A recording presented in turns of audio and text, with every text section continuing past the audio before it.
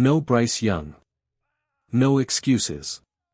Just heart, grit, and a Carolina defense that refused to bend. On a cold night in New Jersey, when everything seemed to be slipping away, the Carolina Panthers rose up, and silenced the Jets in their own house. It wasn't pretty. It wasn't perfect. But it was powerful. This win didn't just push Carolina above .500 for the first time in what feels like forever, it sent a message: this team is done being overlooked. When Bryce Young limped to the sideline in the second half, the air went out of the Panthers' offense. You could almost feel the tension, the kind of moment where a young team either collapses or finds out who it really is. And on this night, the Panthers found out they're built of something stronger than doubt. Because when the lights got brightest, J.C. Horn turned into a monster. 2 interceptions, both one-handed, both dagger-like, sealing the win and the crowd's disbelief. For years, fans wondered if Horn could stay healthy long enough to be the cornerstone he was drafted to be. Now, he's not just healthy, he's dominant.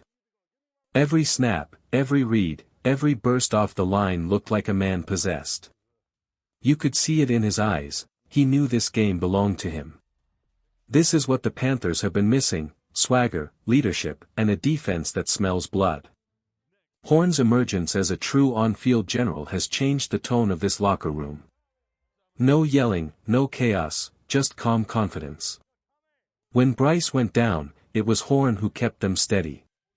And while Carolina's defense carried the weight, Xavier Legette answered the call on offense.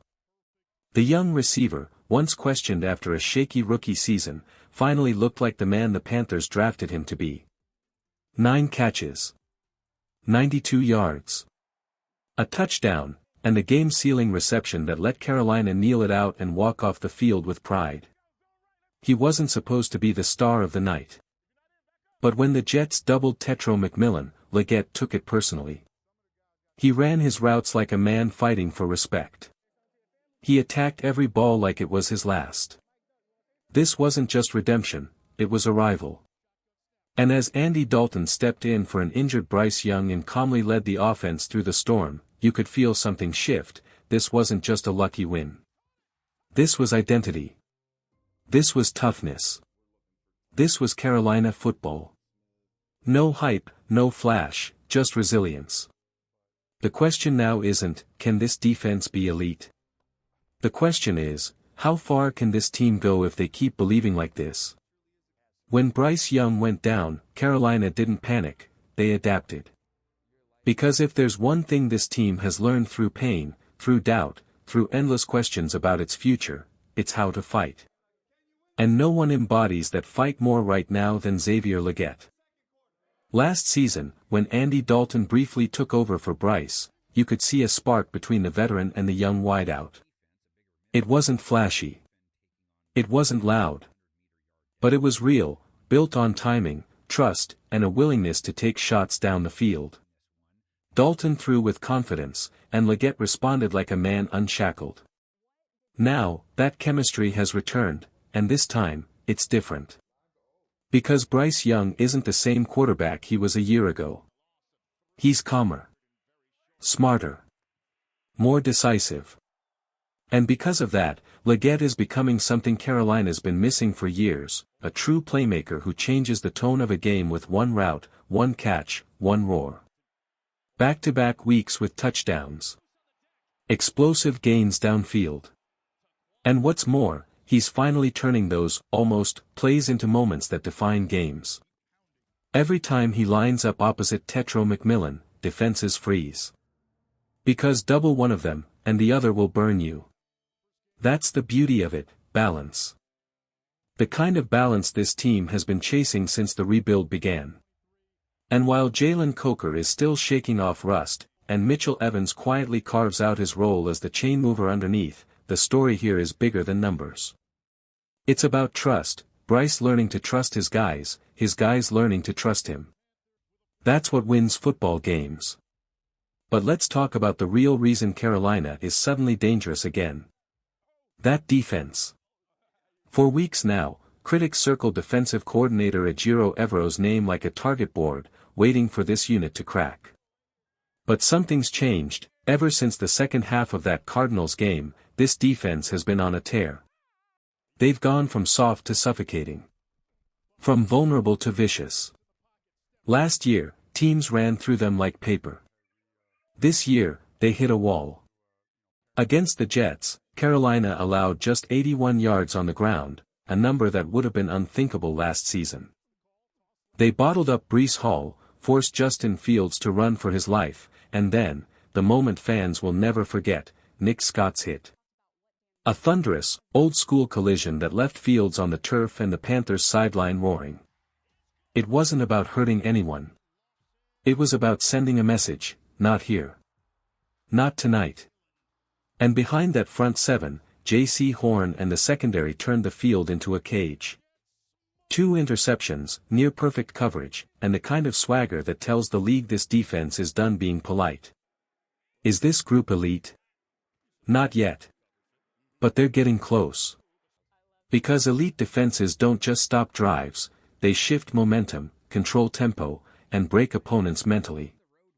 With rumors swirling that the Panthers could make a move for Trey Hendrickson, a veteran edge rusher trapped on a sinking Bengals team, Carolina's front office has a choice to make.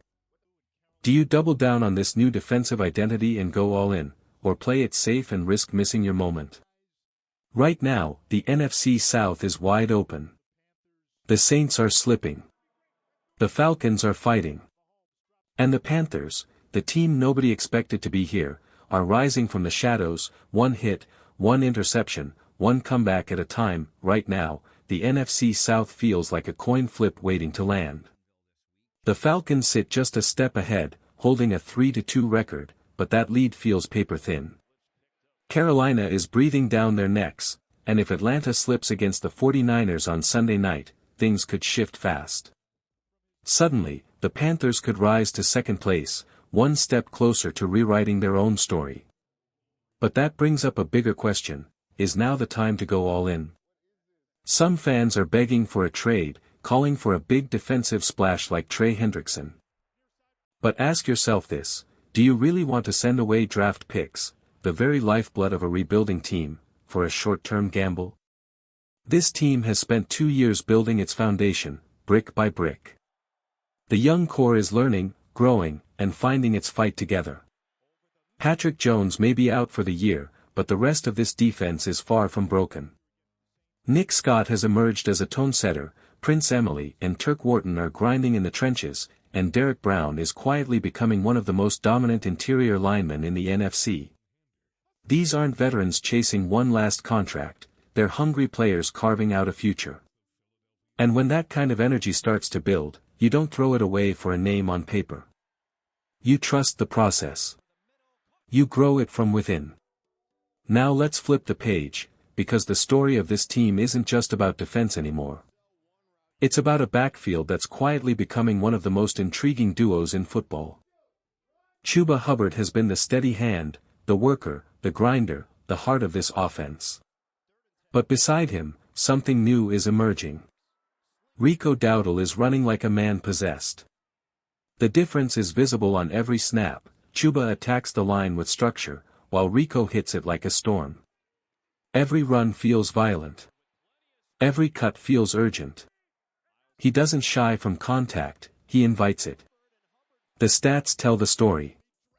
17 carries, 79 yards, nearly 5 yards a touch. Hubbard's 14 carries, just 31. The effort is there, but the spark? That's Rico's right now. He's the hammer, not the nail. Defenders bounce off him like he's made of steel. His runs aren't just yards, they're statements. Still, this isn't a rivalry. It's a gift. Because the Panthers don't have a problem in the backfield, they have 2 solutions.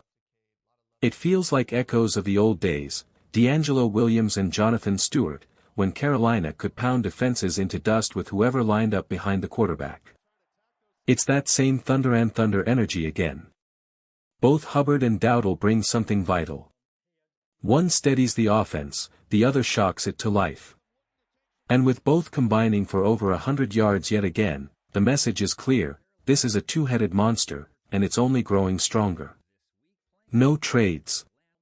No panic moves. No chasing names.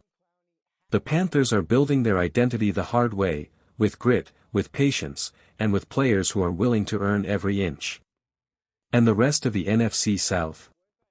They should probably start paying attention, because Carolina's not just rebuilding anymore.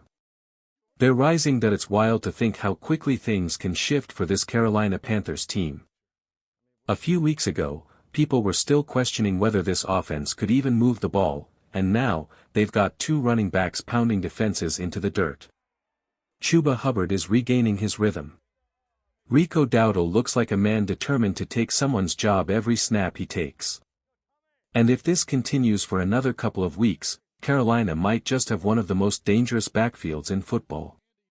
Panthers fans can dream big. Imagine both of these guys cracking 150 yards in the same game. Sounds crazy, right? But the Buffalo Bills are coming to town next week, and if there's one thing that defense can't seem to figure out, it's stopping the run. You saw what Atlanta did to them in prime time. They bullied Buffalo in the trenches, play after play. Carolina could do the same. This next game isn't just another matchup, it could be a statement. But amid all that optimism, one major concern has cast a shadow: Bryce Young's ankle. Late in the game, the young quarterback went down awkwardly. He limped off on his own, which was a sigh of relief, but the silence in the stadium said it all. You could almost feel the air leave the building. No one wanted to believe it, not again. The memory of his rookie-year injury, the same ankle, the same uncertainty, came rushing back. Thankfully, the team didn't risk it. They kept him out. That was the right call. The defense was suffocating the Jets' offense. Tyrod Taylor couldn't find room to breathe, and there was no reason to push Bryce back into harm's way. Still, every fan in Carolina is praying it's not the dreaded high ankle sprain. Because this next stretch of games, it's where the season really begins. The early wins have been great, but let's be honest, they haven't come against elite teams. The Jets are struggling. The Cardinals are rebuilding. The Cowboys? They've always been Carolina's measuring stick, and even then, Dallas plays Carolina tough every time. The real tests are coming: Buffalo, Tampa, New Orleans, and the Panthers will need every healthy body they can get. And here's the beauty of it all: this team is undefeated at home. 3 games, 3 wins. The crowd is roaring louder every week, the defense is feeding off the noise, and the energy in Bank of America Stadium feels different. Like a spark turning into something real.